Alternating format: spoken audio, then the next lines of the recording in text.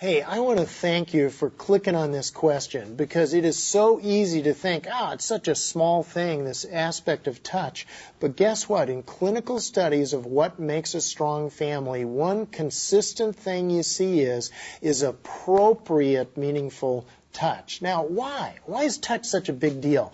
Well, let me give you an example of the absence of touch. Now, I never really got to know my dad very well. He left when I was 2 months old. I never met him until I was in high school, and he never really got to know my kids very well. But I remember when my dad died, it was early in August, and about 2 or 3 weeks later, I'm out jogging, and I live in Phoenix, Arizona. I'm a slow distance jogger, and you got to jog really early or your tennis shoes melt, right? So I'm out real early. I get home about 6:30 or 7, and I walk down the hallway, and guess who I run right into is my oldest daughter, Carrie. And Carrie comes out of her doorway. Nobody else is even up, and huge crocodile tears. And I'm thinking, what is going on? And I remember falling down and right in the hallway, and that little girl falling into my arms. And you know when kids are little, how their whole body, moves when they cry, and it's like, and I go, what is wrong? And she finally calms down enough to talk, and I go, honey, what is wrong? And she goes, well, Daddy, I just realized Grandpa's gone, and I never once got to hug him.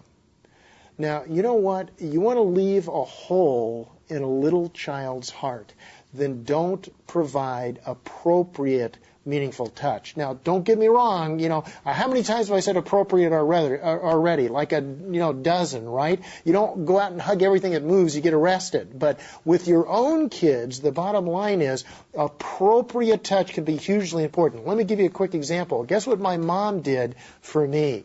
Even though my dad never provided that touch, what my mom would do is every day we would have to hug my mom when she dropped us off at school. So here's a single-parent mom. She would drop us off at school. We had to get out of the car, and we had to hug her before we went into school. Now, I'll be honest with you. Every year, we made her drop us further and further and further from school. And by junior high, it was right at the door of the house. Just get it over with, Mom.